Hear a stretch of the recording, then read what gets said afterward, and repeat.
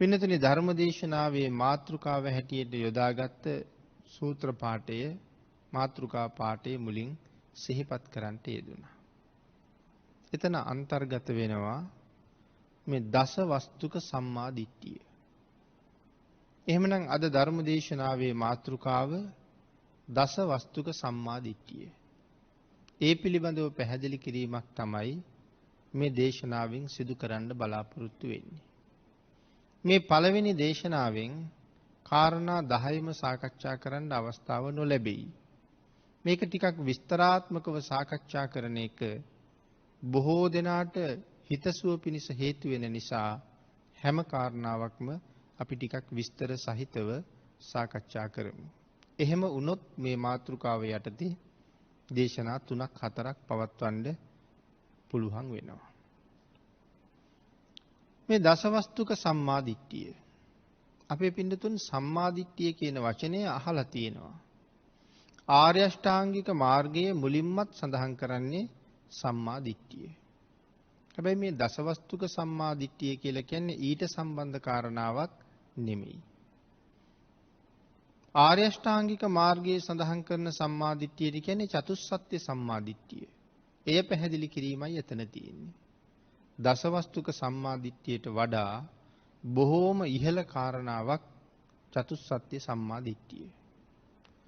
නමුත් චතුස්සත්‍ය සම්මාදිට්ඨියට කෙනෙකුට එළඹෙන්න බැරුව යනවා මේ දසවස්තුක සම්මාදිට්ඨිය නැත්තම්.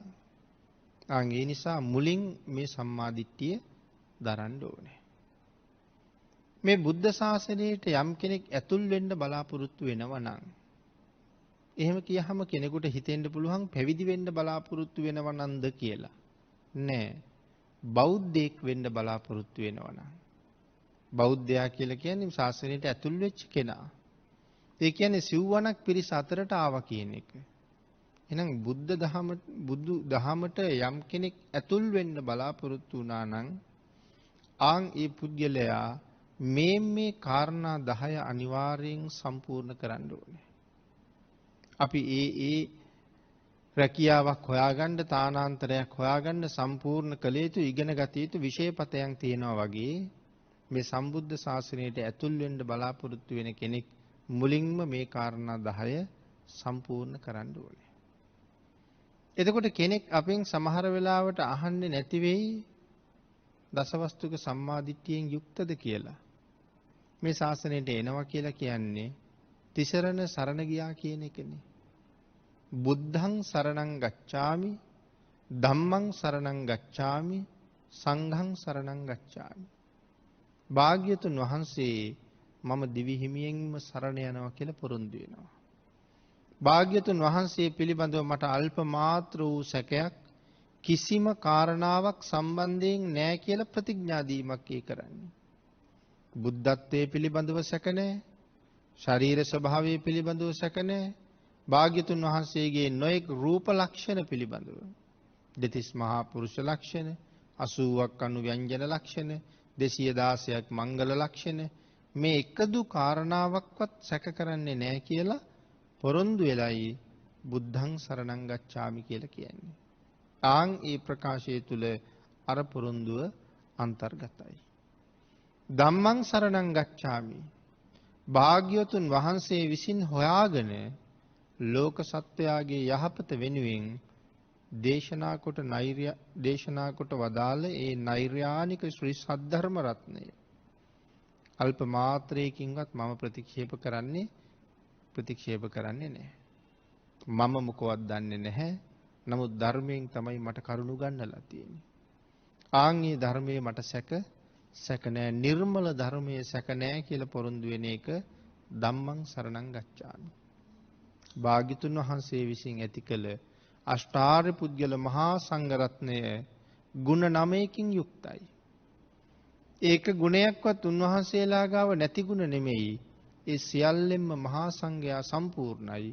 ඒ ආර්ය මහා සංඝ රත්නය මම සරණ යනවා කියලා පොරොන්දු වෙන එකයි සංඝං සරණං ගච්ඡාමි කියලා කියන්නේ. මේ ප්‍රකාශයන් තුන යමෙක් හරියටම දරුවා කියලා කියන්නේ. මේ තුල හරියටම පිහිටියා කියලා කියන්නේ ඔහු දසවස්තුක සම්මාදිට්ඨිය පිළිගත්තා කියන එකයි. එහෙනම් අමුතුවෙන් සම්මාදිට්ඨියෙන් යුක්තද කියලා අහන්න අවශ්‍ය නෑ. නිවැරදිව තෙරුවන් සරණ ගියා කියලා කියන්නේ දසවස්තුක සම්මාදිට්ඨිය දැරුවා කියන කාරණාවයි. ඊළඟට පින්නතුනේ ධර්මයේ සඳහන් කරනවා අතීතයේ යම් ප්‍රමාණයක් මේ භයානක වූ සංසාර සාගරයෙන් එතර ගියා නම් සියලු කෙලෙස් නැති කරලා මේ අති උතුම් අරහත්වය අවබෝධ කළා නම් මේ දසවස්තුක මිත්‍යා දෘෂ්ටියෙන් මිදිලා සම්මා දිට්ඨියට එළඹිච්ච කෙනයි. සසරින් මිදුනේ දසවස්තුක සම්මා දිට්ඨියට එළඹිච්ච කෙනා. අතීතයේත් එහෙමයි වර්තමානයේ කෙනෙක් ගොරබිරන් සංසාරයෙන් එතර වෙනවා නම් නිර්වාණය අවබෝධ කරනවා නම් ඒ පුජ්‍යලයා ඒ නිර්වාණය අවබෝධ කරන නිර්වාණගාමී ප්‍රතිපදාවට තියෙන පළවෙනි පියවර තමයි මෙන්න මේ කාරණා 10 පිළිගන්නවා කියන එක. අනාගතයේ යම් කෙනෙක් මේ සසරින් මිදෙනවා නම් ඒත් මේ දසවස්තුක සම්මාදිට්ඨිය දරණ කෙනෙක් මිස ඒක ප්‍රතික්ෂේප කරන්නෙක් නෙමෙයි. මේන් එකක් සම්බන්ධයෙන්වත් යම් කෙනෙක් සැක උපදවනවා නම් ඒ කියන්නේ ඔහුට තුනුරුවන් සම්බන්ධයෙන් සැකයක් උපදිනවා. තාම හරියටම බෞද්ධ වෙන්න බැරි වුණා. හැබැයි එහෙම කවදාවත් මේ සසරින් මිදෙන්න බැරි නිසා අපේ බුදුරජාණන් වහන්සේ සිංහනාදයක් කරලා තියෙනවා. මහණෙනි මේ ලෝකේ පළවෙනි ශ්‍රමණයා පහළ වුණෙත් මේ බුද්ධ ශාසනය තුලමයි. අන්තිම ශ්‍රමණයා පහළ වෙන්නේ මේ බුද්ධ ශාසනය තුලමයි. මේ ශාසනයෙන් පිට හැබෑ ශ්‍රමණෙක් නැති බව භාග්‍යතුන් වහන්සේ දේශනා කළා. එතන හැබෑ ශ්‍රමණෙක් කියලා කිව්වේ මාර්ගඵලලාභී. යමෙක් මාර්ගඵල ලැබුවා නම් ඒ මේ බුද්ධ ශාසනයේ විතරයි කියන කාරණාව බුදුරජාණන් වහන්සේගේ සිංහනාදයක්. එතකොට එතෙන්ට එන්න නම් අපි ගාව පින්නතුනේ බොහෝ සිල් ගුණ තියෙන්න ඕනේනේ. ශ්‍රද්ධාව, සීලය ආදී මේ ගුණ ධර්ම සම්පූර්ණ කරලා තියෙන්න ඕනේ. එතකොට බුදුරජාණන් වහන්සේ පහළ වෙන කාලේ වෙනකොට 이르දියෙන් වැඩම කරපු අය හිටියා. අහසින් ගියපු අය හිටියා. ඒගොල්ලෝ සමත ආදී භාවනාවන් දියුණු කරලා ඒ තැන් වලට ආව අභිඥා ලැබුවා. ඒ කියන්නේ ඒ අය ගාව එතකොට සිල් තිබුණේ නැද්ද? තිබුණා. අපි ගාව තියෙන නිත්‍ය සීලය පන්සිල්. හැබැයි එදා හිටපු ඒ අහසින් ගිය අය ගාව තිබුණ නිත්‍ය සීලය පන්සිල් නෙමෙයි. ඊට වඩා හුඟක් උසස් සීලයක්. මොකක්ද ඒගොල්ලෝ ගාව තිබිච්ච සීලය? ඒකට අපි කියනවා ආජීව අෂ්ටමක සීලය කියලා. ඒ ඍෂිවරු සමාදන් වෙච්ච සීලය. අසිත කාලදේවල තාපසතුමා ළඟ තිබිච්ච සීලයත් ආජීව අෂ්ටමක සීලය. එහෙනම් පන්සිල් වලට වඩා හුඟ ඉහළයි. අටසිල් වලට වඩා හුඟ ඉහළයි. නවාංග උපෝසතයට වඩා දසාංග උපෝසතයට වඩා දරන්න අමාරුයි. ඒ නිසා අපේ බුදුරජාණන් වහන්සේ අනිවාර්යයෙන්ම ආරක්ෂා කරගත යුතු සීලයක් කියලා ආජීවාෂ්ටමක සීලය පනවලා නැහැ. දේශනා කරලා තියෙනවා. නමුත් මේක රකින්නම කියලා පනවලා නැත්තේ ඒකේ තරම් ගැඹුරු නිසා. නමුත් එදා ඍෂිවරු රැකපු සීලය මේ ආජීවාෂ්ටමක සීලය. ඒ වුණාට ඒ ඍෂිවරු ඇයි මාර්ගඵල ලැබුවේ නැත්තේ? මේ තරම් උසස් සීලයක් රැකලා පන්සිල් තියන අය මාර්ගඵල ලැබුවා නම් බුද්ධ ශාසනයේ පන්සිල් වලට වඩා උසස් සීලයක් රැකපු අයට මාර්ගඵල නොලැබෙන්න හේතුව මොකද්ද? පින්නතුනි ඒ හේතුව තමයි තිසරණ නැති එක.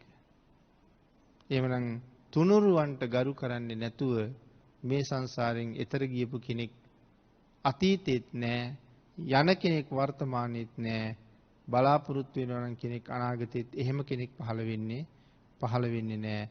තුනුරුවන්ට ගරු කරපු කෙනෙක් විතරයි, තුනුරුවන් සරණ ගියපු කෙනෙක් විතරයි මේ සසරින් මිදුණා නම් මිදුනේ.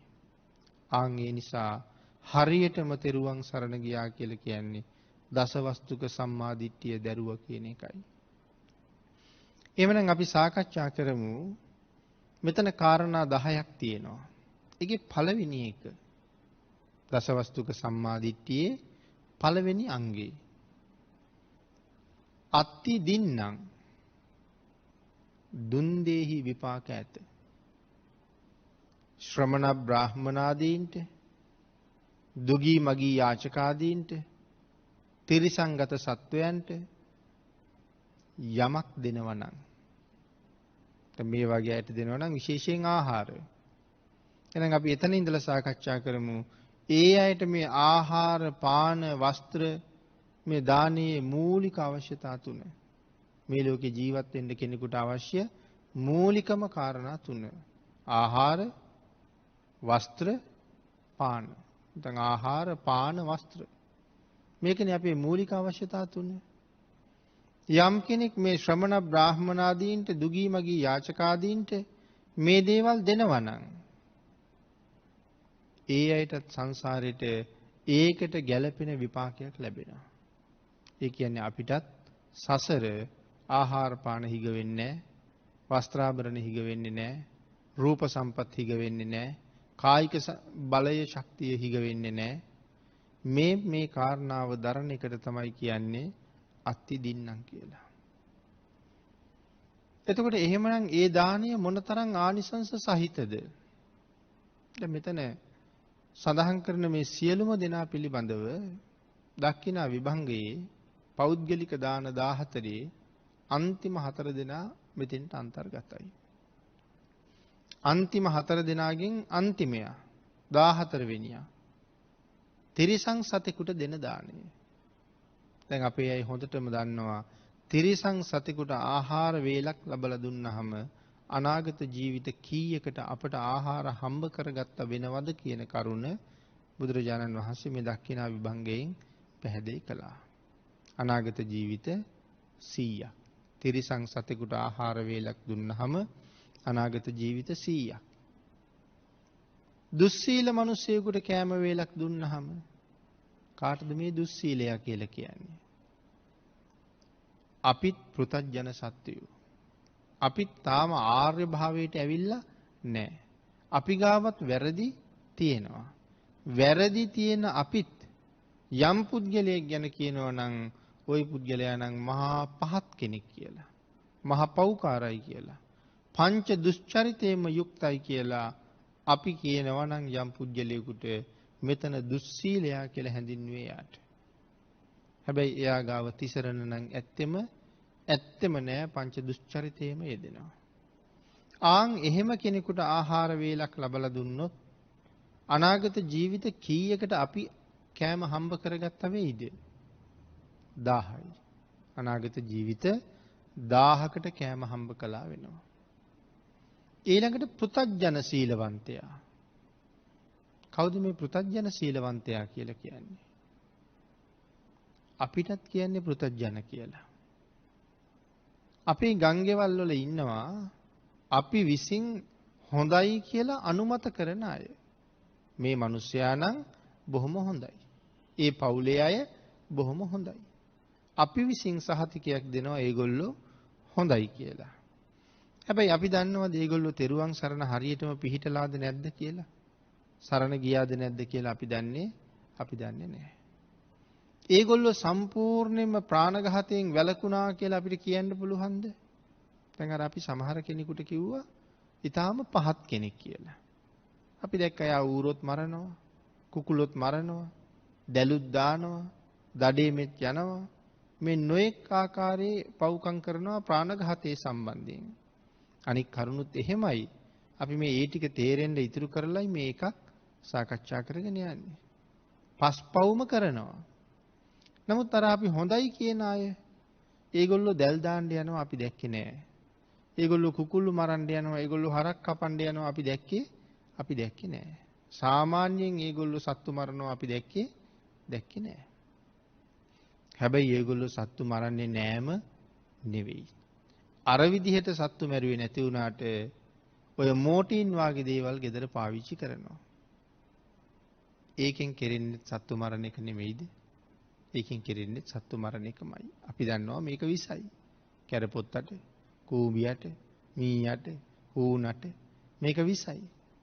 එහෙනම් අපි ඒක පාවිච්චි කරන්නේ ඒගොල්ලොන්ගෙන් අපිට හරි කරදරයි. ඒ හින්දා ඒගොල්ලෝ ගෙදරින් අයින් කරගන්න ඕන නිසා. හැබැයි ඍජුවම ප්‍රාණඝාතය තමයි. එතන උපක්‍රම ටික ඔක්කොම සම්පූර්ණ වෙලා තියෙනවා. දැන් අරගොල්ලෝ ගේ ඇතුලේ මෝටීන් පාවිච්චි කරනවා. හැබැයි ඉතින් අපි ඕක හොයන්න ගියේ නෑනේ. එතකොට ඒගොල්ලන්ගේ ඇඟේ මදුරුවෙක් වහපුවාම ඒගොල්ලෝ මදුරුවන්ට ගහනවා.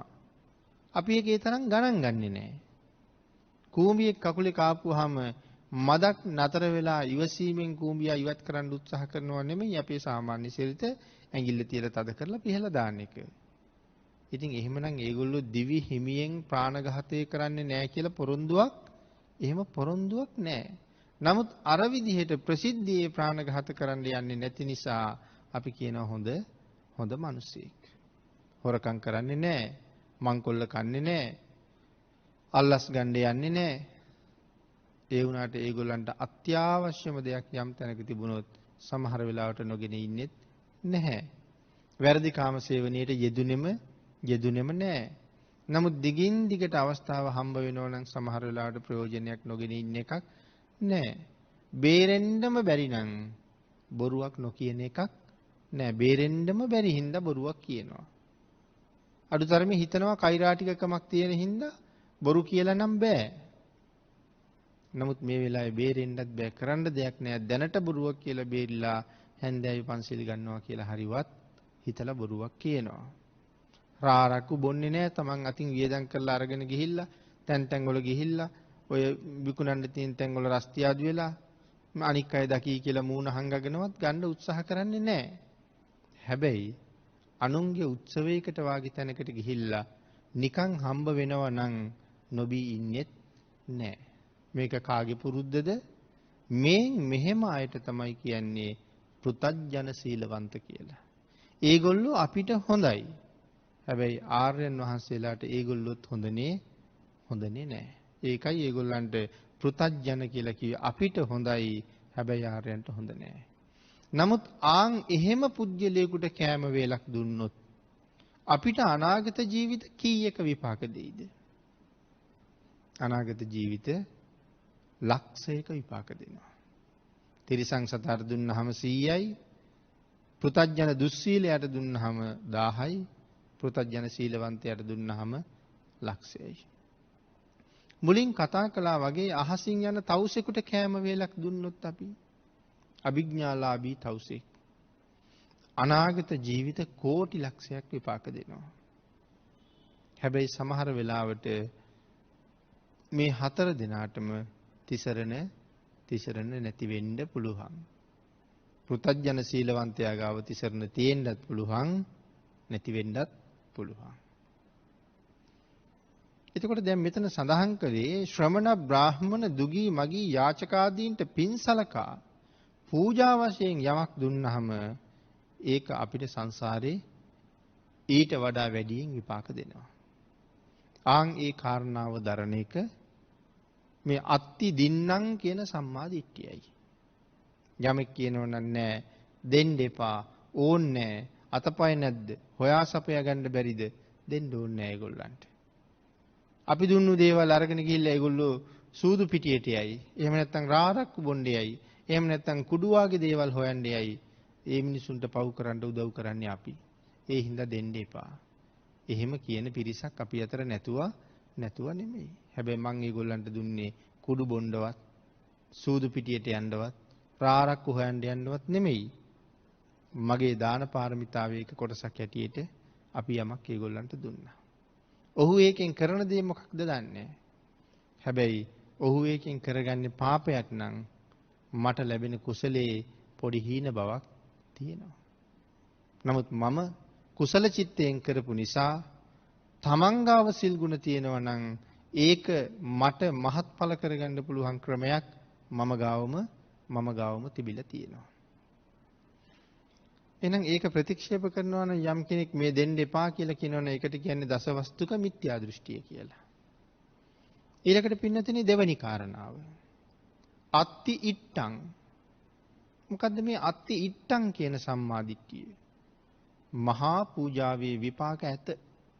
කියලා පිළිගන්න එක තමයි අත්ති ඉට්ටං කියලා කියන්නේ. මොනවද මේ මහා පූජාවල් කියලා කියන්නේ? සමහර වෙලාවට සමහර අය අපි දකිනවා මල් පූජාවල් කරනවා. මොන වගේ මල් පූජාවල්ද? 84000ක් ධර්මස්කන්ධය අරමුණු කරලා 84000ක් මල් පූජා කරනවා. 84000ක් ධර්මස්කන්ධය වෙනුවෙන් 84000ක පහන් පූජා කරනවා. තව සමහර අය මල් 1000ක පූජාවල්, මල් 5000ක පූජාවල්, පහන් 1000ක්, පහන් 5000ක්, සමහරලාට පහන් 100ක් ඒ වගේ පත්තු කරලා පූජා පවත්වන අවස්ථා අපේ ජීවිතවල ඕන තරම් අහලක් තියෙනවා, අපිට මුණ ගැහිලක් තියෙනවා. එතකොට මෙව්වට කියන්නේ මහා පූජාවල් කියලා. තව ඒක තමන් කැමති විදිහට වස්ත්‍ර වලින්, ආභරණ වලින්, යාන වාහන වලින් හැම පැත්තෙම තමන්ට මේ පූජාව කරන්න පුළුවන්. නමුත් අපි අතරම තවත් පිරිසක් ඉන්නවා ඔච්චර මල් ගොඩවල් පූජා කරන්නේ මොකටද? ඔච්චර මහන්සි වෙන්නේ මොකටද? ඔය මල් පූජා කරලා ටික වෙලාවක් යනකොට අස් කරනවා. නිකන් ඔව්වගෙන් වෙන්නේ පන්සල් කහල් ගොඩවල් බවට පත් වෙන එක විතරයි.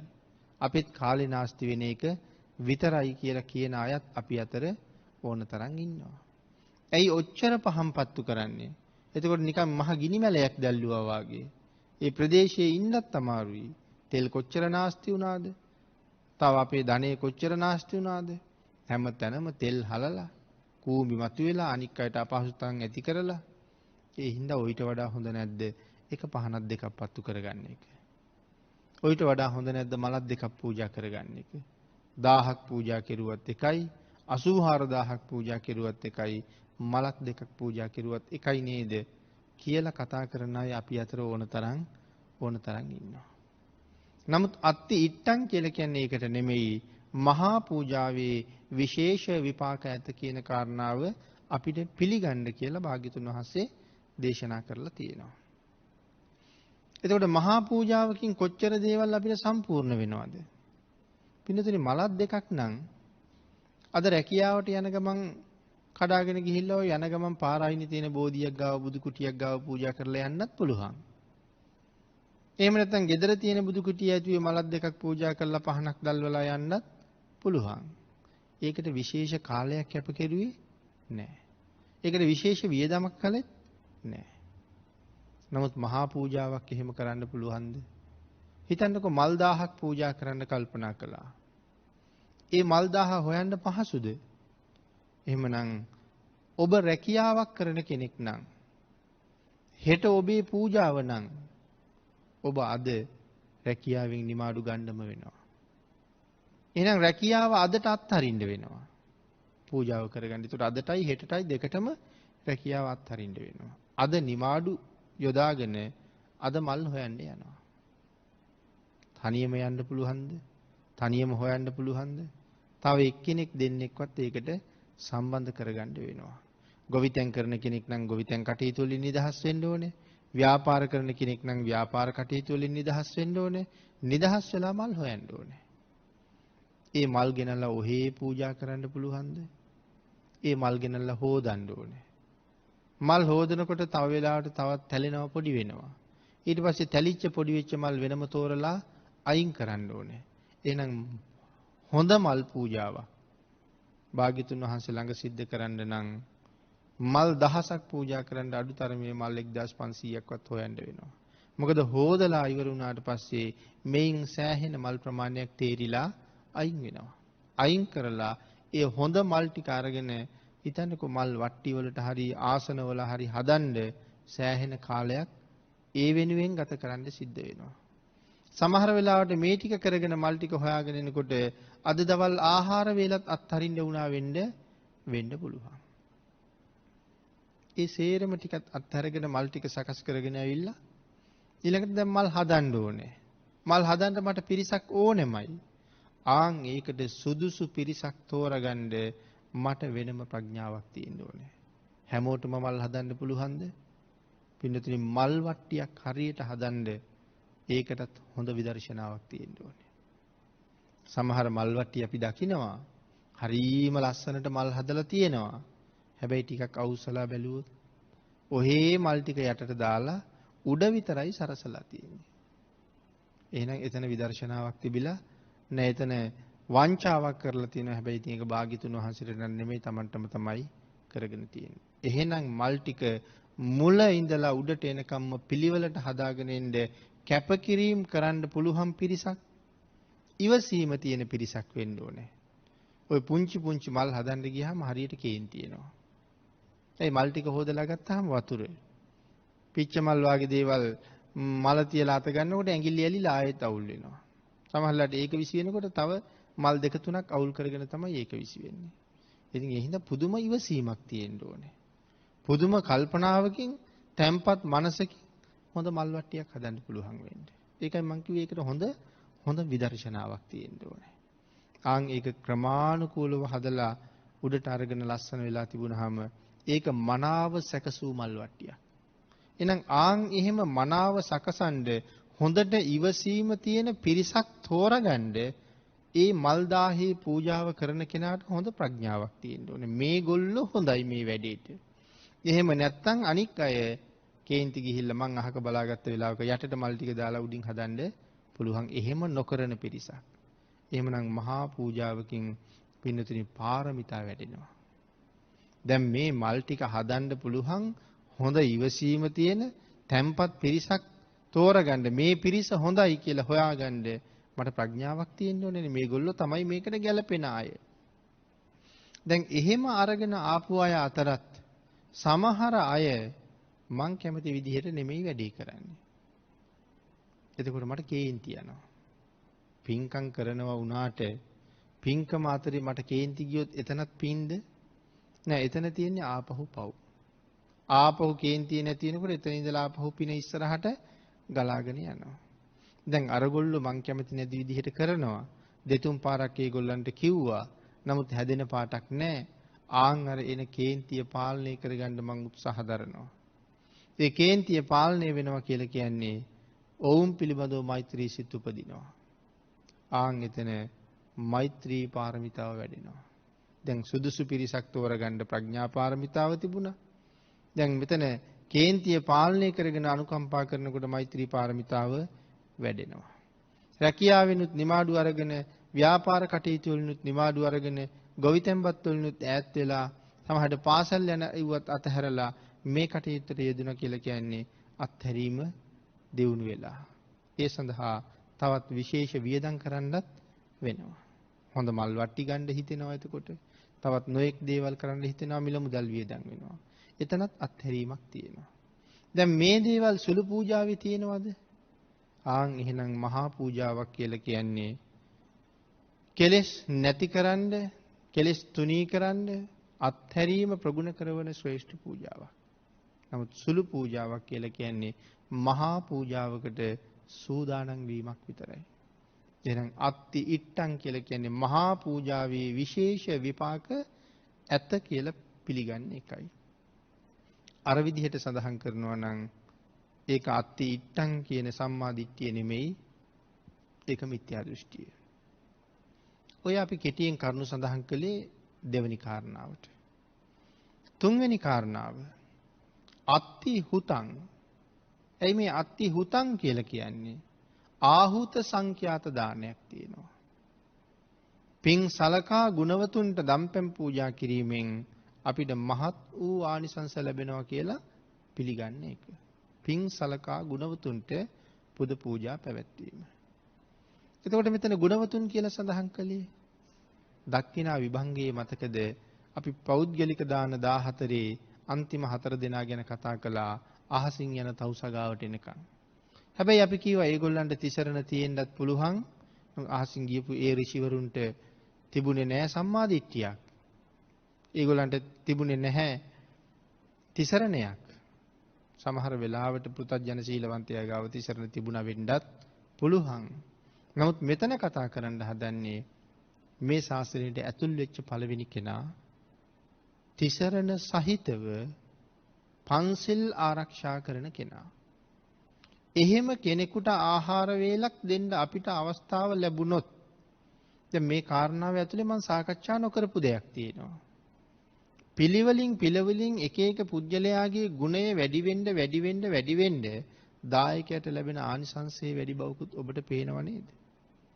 තිරිසනාට දුන්නාම 100යි, දුස්සීලයට දුන්නාම 1000යි, පෘථග්ජන සීලවන්තයාට ලක්ෂයයි, අහසින් යන තවුසට කෝටි ලක්ෂයයි.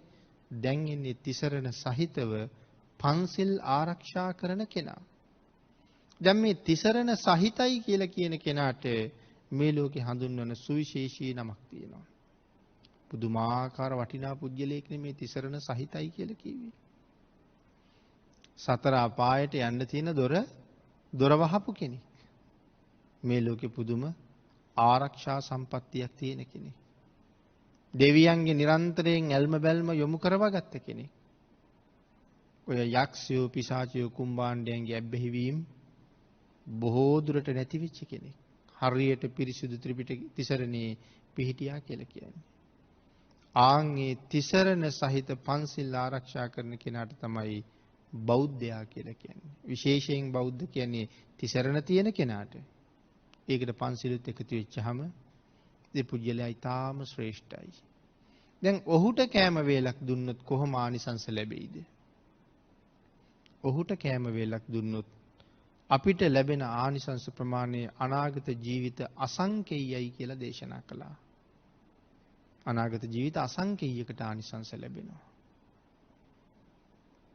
එතකොට අනාගත ජීවිත අසංකේයයකට ආනිසංස ලැබෙනවා තෙරුවන් සරණ ගිහිල්ලා පන්සිල් රකින්න කෙනෙකුට කෑම වේලක් දුන්නාම. මේ කාරණාව ශ්‍රවණය කරන පින්වත් ඔබට හිතෙන්නේ නැති වෙයිද මම හරියට තිසරණ සරණ ගිහිල්ලා පන්සිල් ආරක්ෂා කරන්න පටන් ගත්තොත් අපි අවට ඉන්න අයට මොන තරම් යහපතක් උදා වේද කියලා. පිනතුනේ සමහර කාලවලට අපේ රටේ දන්සැල් දෙනවා හරියට. දැන් ඔය එක දන්සැලක් ගාවට මේ තිසරණ සහිතව පන්සිල් ආරක්ෂා කරන කෙනෙක් නතර වෙලා ඇවිල්ලා එක කෑම පාර්සලයක් ඔතනින් අරගත්තොත් අර දන්සැල දෙන පිරිස ඒ සඳහා වෙහෙසිච්ච මහන්සි වෙච්ච සියලුම දේවල් වලට සාධාරණයක් ඉෂ්ට වුණා වෙන්නේ නැද්ද? අසංකේයයක් ආයුෂ හම්බ වෙනවා. අසංකේයයක් ජීවිත වලට කෑම හම්බ කරගත්ත වෙනවා. 1.140කින් තමයි අසංකේය ලීවි. එහෙනම් එක සිල්වත් පුද්ගලයෙක් නිසා මොනතරම් යහපතක් සමාජයට වෙනවද? එහෙනම් එවන් අය කොහෙද ඉන්නේ කියලා හොයන කාරණාවට වඩා හොයලා දම්පැන් දෙන එක වටිනවා. මමත් එවන් කෙනෙක් වෙනවා කියලා කල්පනාවට ගියොත් අපි යවටම ඉන්න අයටත් ඒක ලොකු ප්‍රයෝජනයක් වෙනවා. එහෙනම් එහෙම ප්‍රතිපත්තියක් තමයි භාග්‍යතුන් වහන්සේ දේශනා කරලා තියෙන්නේ. ඊළඟට එහෙනම් සෝවාන් සකදාගාමි අනාගාමි අරිහත් කියන තැන ඉඳලා එහාට උන්වහන්සේලාට දන් දුන්නාම ලැබෙන ආනිසංස ප්‍රමාණය මෙච්චරයි කියලා මේ බුද්ධ ආගමේ සීමා කරලා පැහැදිලි කරලා නැහැ. එහෙනම් ගුණවතුන් උදෙසා පින් සලකා දන් දුන්නාම ඒකේ විශේෂ ආනිසංසයක් තියෙනවා කියලා දරන එක සම්මාදිට්ඨියයි. තව කෙනෙකුට ඒක සැක උපදින්න පුළුවන්ද? ඔය දීමනාවෙන් ලැබෙයිද? ළඟ තියෙන දේ ඉවර වෙනවා විතරයි නේද ඕකෙන් වෙන්නේ කියලා කෙනෙක් කල්පනා කළොත්. එහෙම කතා කරපු අය අතීතයේත් හිටියා අදත් ඉන්නවා. දෙන්න අපහු රැස් වෙනව නෙමෙයි අපි ගාව තියෙන ටික ඉවර වෙනවා කියන අය. නමුත් බුදුදහමේ සඳහන් කළේ එහෙම නෙමෙයි. අත්හරින්න ලැබෙනවා කියන න්‍යායක්. ඒක කොයි විදිහට උදාහරණයක් සඳහන් කළොත් පිළිතුරු කල්පනා කරන්නකෝ. අපි විදේශ රටකට ගිහිල්ලා මුදල් බැංකුවට දාන්න අපිට තියෙන පුදුම විශ්වාසයක්. මොකද අපි දන්නවා ඇමරිකාවෙන් මුදල් දාපුවාම මොහොතින් ලංකාවෙන් ගන්න පුළුවන්. හැබැයි අපි ඇමරිකාවේ බැංකුවේ ඉන්න කට්ටිය අඳුරන්නෙත් නැහැ. ආශ්‍රය කරලත් නැහැ, විශ්වාසිකුත් නැහැ. ඒගොල්ලෝ කතා කරන භාෂාව දන්නෙත් නැහැ. කවුරු හරි කෙනෙක් අපිට කිව්වා ලංකාවට මුදල් යවන්න ඕන නම් බැංකුවට ගිහිල්ලා මුදල් බාර දෙන්න ලංකාවේ මුදල් ගනී කියලා. ආන් මේ විශ්වාසයට ලක්ෂ ගාණක් හරි ගිහිල්ලා අපි දීලා එනවා. මොකද විශ්වාසයි ලංකාවට මුදල් යනවා කියලා. අපි කියමුකෝ හදිසියෙම බැංකු ජාලයම විනාශ වුණා කියලා. ඒ මුදල් පස්සේ අපිට ගෙවන්නත් පුළුවන්. මෙච්චර කෝටි ගාණක් කියලා හිතාගන්න බැරි නිසා ඒ මුදල් නොලැබෙන්නත් පුළුවන්. හැබැයි සැක නැහැ, බය නැහැ. ඊට වඩා විශ්වාසයි මේ ජීවිතෙන් දානයක් දුන්නාම අනිවාර්යෙන් ඒකෙන් කොටසක් මේ ජීවිතෙත් විපාක ලැබෙනවා. ඊළඟ ජීවිතෙන් මැරෙනවත් එක අඩු නැතුව ඒක අපිට විපාක හම්බ වෙනවා. ඒක උදාහරණයක් මම සඳහන් කළේ. අපේ පින්නතුන්ට මතකද අර ඒක ඍෂිවරයෙක් හිටියා සුමංගල කියලා.